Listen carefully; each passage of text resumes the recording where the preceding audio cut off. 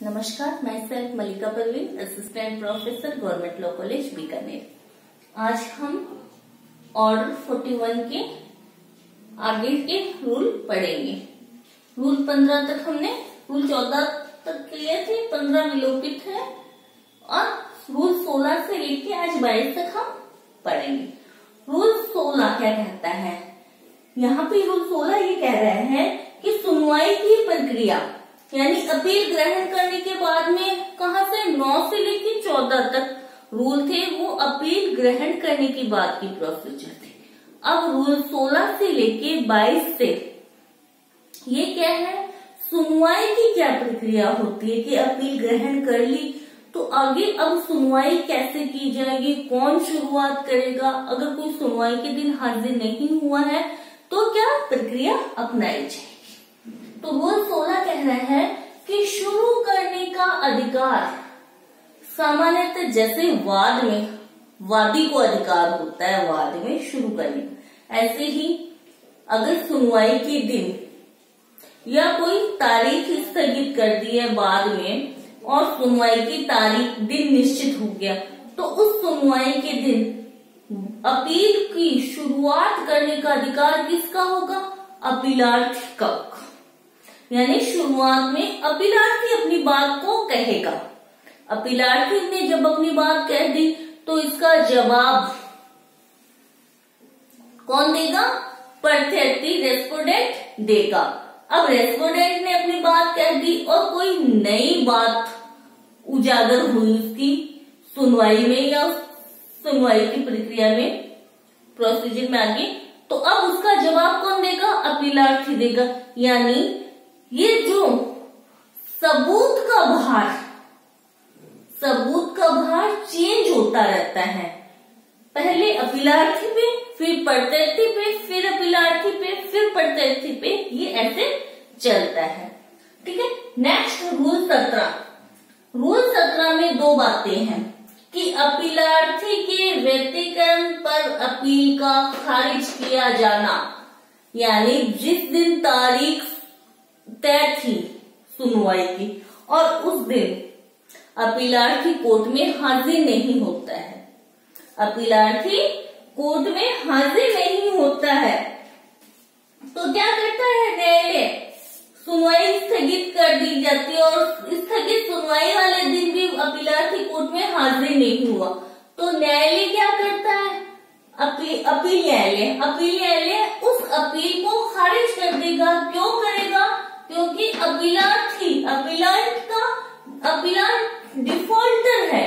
Appellant की गलती है कि उस दिन उसने जिस दिन सुनवाई की तारीख थी, जिस दिन सुनवाई की जानी थी या स्थगित की थी और उस दिन आगे तारीख निश्चित की, उस दिन भी अपीलार्थी कोर्ट में स्वयं अपनी गलती के कारण डिफॉल्टर है वो और हाजिर नहीं होता है तो न्यायालय क्या करता? अपील न्यायालय उस अपील को खारिज कर देगा, उस अपील को खारिज कर देगा।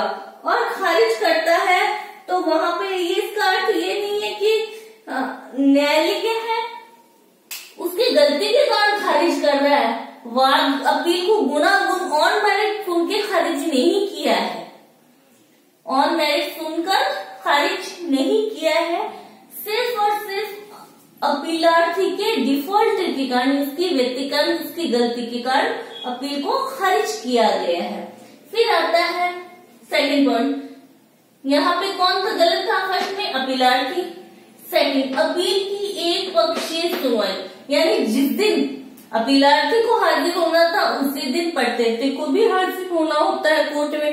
अगर प्रत्यर्थी कोर्ट में हाजिर नहीं हो रहा है, प्रत्यर्थी कोर्ट में हाजिर नहीं हो रहा है तो अपील न्यायालय क्या करेगा? अपीलार्थी के पक्ष में एक पक्षीय सुनवाई करके एक पक्षीय एक्स पार्टी डिग्री जारी कर देगा। एक पक्षीय सुनवाई की और एक एक्स पार्टी डिग्री जारी कर दी जाती। तो नियम 17 में दोनों ही गलत हुए। फर्स्ट में अपीलार्थी, फर्स्ट पॉइंट में अपीलार्थी गलत हो गया, आता नहीं है, और सेकंड में प्रत्यर्थी रेस्पोंडेंट आता नहीं है तो एक पक्षीय सुनवाई होके एक पक्षीय डिग्री आ जाती है, एक्स पार्टी डिग्री आ जाती। तो ये किससे मिलते जुलते याद आया? किससे मिलते जुलते हैं? Order 9 rule 6। वहां पे कौन नहीं आता? प्रतिवादी नहीं आता, तो एक पक्षीय कार्रवाई डिग्री जारी की जाती। और ऑर्डर 9 रूल 8, जहां वादी स्वयं नहीं आ रहा तो उसका वाद खारिज कर दिया जाता है। वैसे ये किससे मिलता जुलता है? रूल 17 ये अपील से रिलेटेड है और ये वाद से रिलेटेड है। ठीक है, नेक्स्ट रूल 17 के साथ में ही हम किसको कनेक्ट करेंगे? रूल 19 और 21 को, सॉरी 21 को। रूल 17 से कनेक्ट करते हैं रूल 19 और 21 को। क्यों कनेक्ट कर रहे हैं? इनमें रूल 17 में जो इन्होंने गलती की थी, इस गलती का सुधार वो 19 में और 21 में करेंगे। कैसे? कि अपीलार्थी जिस दिन हाजिर नहीं होता है, सुनवाई वाले दिन हाजिर नहीं हुआ, तो क्या अपील खारिज कर दी गई। अब वो रूल 19 में आता है वापस कोर्ट में कि भाई उस दिन मुझे सूचना नहीं हुई थी, या तो सुनवाई के किस दिन तारीख, सुनवाई की तारीख की सूचना की तामील नहीं हुई मुझ पर, यानी मुझे पता नहीं चला, या पता चल भी गया था तो मेरे पास ऐसा पर्याप्त कारण था, रीजन था, जिस कारण मैं न्यायालय में हाजिर नहीं हो सका। और अगर अपील न्यायालय अपीलार्थी द्वारा दिए गए रीजन से संतुष्ट हो जाता है, उसके द्वारा दिए गए आवेदन से संतुष्ट हो जाता है, तो अपील न्यायालय क्या करता है? जो अपील खारिज की गई थी उस ऑर्डर को सेट असाइड कर देगा, अपास्त कर देगा। अपील खारिज करने का जो ऑर्डर किया था अपील न्यायालय ने, उसको सेट असाइड कर देगा, अपास्त कर देगा और उस अपील को पुनः ग्रहण कर लेगा। और कार्रवाई ऐसे चलेगी कि अपीलार्थी उसी दिन हाजिर हो गया था सुनवाई वाले दिन। ठीक है, तो 17 में उसने गलती की और 19 में उसने सुधार कर लिया। किसने किया? अपीलार्थी ने। समझ आया? नेक्स्ट, फिर रूल 17 का सब क्लोज जो 2 था उसमें पढ़ते थे किसने गलती की और उसके विरुद्ध क्या आई? एक्स पार्टी डिग्री आ गई। अब एक्स पार्टी डिग्री आ गई तो उसको बचाव है रूल 21 में। रूल 21 में वो कोर्ट के समक्ष हाजिर होता है, अपील न्यायालय के समक्ष हाजिर होता है और हाजिर होकर पढ़ते कहता है कि मुझे सुनवाई की तारीख की सूचना नहीं थी, या मुझे सूचना थी लेकिन सुनवाई वाले दिन मैं कोर्ट में हाजिर होने में असमर्थ था। उसके लिए उसके पास पर्याप्त रीजन होते हैं, कारण होते हैं। अगर अपील न्यायालय उन कारणों से संतुष्ट होता है तो प्रत्यर्थी के विरुद्ध जो एक पक्षीय डिग्री पारित की गई थी, एक पक्षीय सुनवाई की गई थी, उस सुनवाई को रोक दिया जाएगा और उस एक पक्षीय डिग्री का जो ऑर्डर किया गया था उसको सेट असाइड किया जाएगा, अपास्त किया जाएगा और ऐसा माना जाएगा कि प्रत्यर्थी उसी दिन हाजिर हो गया था जिस दिन उसको हाजिर होना था। सुनवाई वाले दिन ही हाजिर हो गया जिस दिन उसको हाजिर होना था। तो रूल 17 में दोनों गलती करते हैं और 19 और 21 में सुधार करते हैं। ठीक है, समझ आया? इसको तीनों को कनेक्ट करके पढ़ेंगे तो आसानी से याद हो जाएगा। अब पढ़ते हैं रूल 20। हितबद्ध व्यक्तियों को प्रत्यर्थी बनाने की शक्ति, यानी अपील न्यायालय जब अपील की सुनवाई कर रहा है और उसे लगता है कि उस डिग्री जिसकी वो अपील सुन रहा है उस डिग्री में कुछ और भी ऐसे व्यक्ति हितबद्ध है, यानी उस डिग्री से जुड़े हुए हैं, जिनको अपील में रेस्पोंडेंट के रूप में जोड़ा जाना चाहिए। तो अपील न्यायालय क्या करता है? सुनवाई को स्थगित कर देता है। कि एक बार सुनवाई को स्थगित किया जाए और इन व्यक्तियों को जो वाद में हितबद्ध है या वाद की विषय वस्तु से संबंधित है या रिलेटेड है, उनको एज ए प्रत्यर्थी, एज ए रेस्पोंडेंट के रूप में वाद अपील में पक्षकार के रूप में जोड़ा जाए। तब तक अपील न्यायालय कार्रवाई सुनवाई को स्थगित करेगा और जिनको वो हितबद्ध समझता है उन्हें प्रत्यर्थी के रूप में अपील न्यायालय जोड़ सकता है, ये उसकी पावर है। परंतु कब जोड़ सकता है?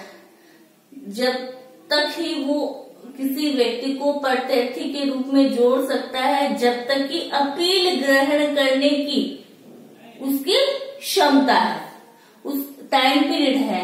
उस टाइम पीरियड के बाद में या उस परिसीमा अवधि के बाद में एज ए प्रत्यर्थी वो किसी पक्षकार को नहीं जोड़ सकता अपील न्यायालय।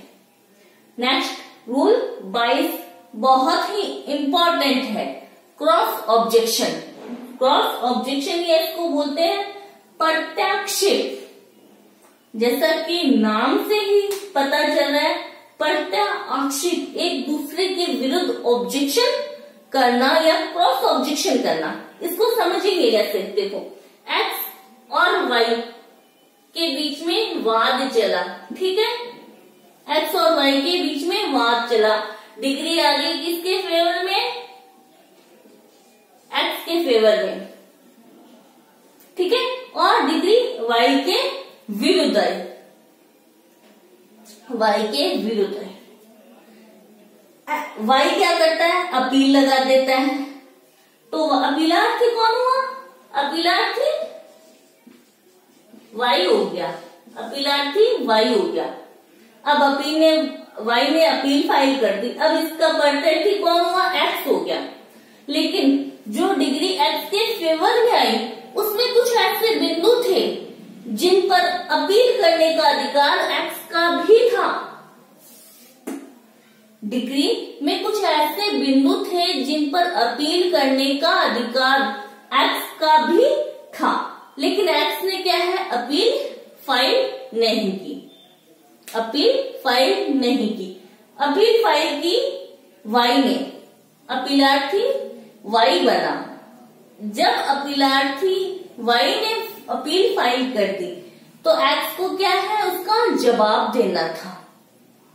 जैसे जवाब दावा प्रत्यवादी प्रस्तुत करता है, ऐसे ही अपील में प्रत्यर्थी रेस्पोंडेंट अपना जवाब प्रस्तुत करता है।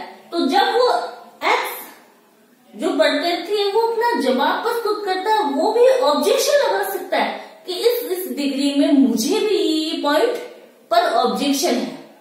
इसको बोलते हैं क्रॉस ऑब्जेक्शन या प्रत्याक्षेप। यानी वो जब अपील में जो पॉइंट ऑब्जेक्शन किए गए वाई के द्वारा उनका जवाब तो देता ही देता है, साथ में एक्स उस डिग्री पर ऑब्जेक्शन लगा सकता है जिन पर उसको अपील करने का अधिकार था।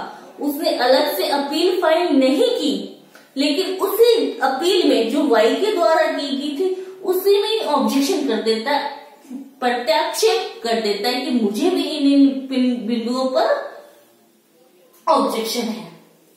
ये प्रत्याक्षेप कब कर सकता है? ये प्रत्याक्षेप एक्स जब अपील वाई ने फाइल कर दी तो सुनवाई के लिए तारीख निश्चित की गई थी। एक्स को जवाब देने, प्रत्यर्थी को जवाब देने के लिए तारीख निश्चित की गई थी। यानी अपील की तामील होने, अपील की सुनवाई की तामील होने, जिस दिन एक्स को सुनवाई की तामील होगी कि इस दिन कोर्ट में हाजिर होना है, तामील होने की दिनांक से 30 दिन के भीतर वो अपना क्रॉस ऑब्जेक्शन या प्रत्याक्षेप न्यायालय में, अपील न्यायालय में फाइल कर सकता है। ठीक है, क्रॉस ऑब्जेक्शन का प्रभाव ये होता है, वो अलग अपील के समान दो समांतर अपीलें चलती है। एक तो वाई ने एक्स के विरुद्ध किए है और एक्स ने जो क्रॉस ऑब्जेक्शन किया वो भी एक अपील की तरह समांतर चलेगी, दो अपीलें समांतर चलती है। अगर मूल अपील जो वाई द्वारा की गई थी अगर वो खारिज भी हो जाती है किसी कारण से, तो एक्स के द्वारा जो क्रॉस ऑब्जेक्शन वाली प्रत्याक्षेप वाली जो अपील थी वो खारिज नहीं होगी, क्योंकि दोनों समांतर चलती है, जुड़ी हुई नहीं। अगर मूल अपील खारिज भी हो जाती है तो क्रॉस ऑब्जेक्शन वाली कार्रवाई नहीं रुकेगी, प्रत्याक्षेप की कार्रवाई नहीं रुकेगी। प्रत्याक्षेप कौन कर सकता है? जिसके फेवर में डिग्री आई है, अगर उसे भी कुछ ऑब्जेक्शन है तो वो क्रॉस ऑब्जेक्शन कर सकता है। सीधी सी बात है, क्रॉस ऑब्जेक्शन कौन कर सकता है? जिसको अपील करने का अधिकार होता है लेकिन उसने अपील तो नहीं की, तो वो अपील के बचाव में क्रॉस ऑब्जेक्शन कर सकता है। प्रत्याक्षेप क्यों किया जाता है? इसका उद्देश्य क्या है? ये अपील के वो भी अपील करेगा, ये भी अपील करेगा, दोनों एक्स वाई अगर एक दूसरे के विरुद्ध अपील करे तो अपीलों के अंबार लग जाएंगे। यानी न्यायालय की कार्रवाई को रोकने के लिए या उसको कम करने के लिए क्रॉस ऑब्जेक्शन या प्रत्याक्षेप का प्रोविजन उपलब्ध करवाया गया है। इसके आगे के रूल हम नेक्स्ट वीडियो में पढ़ेंगे। Thank you so much.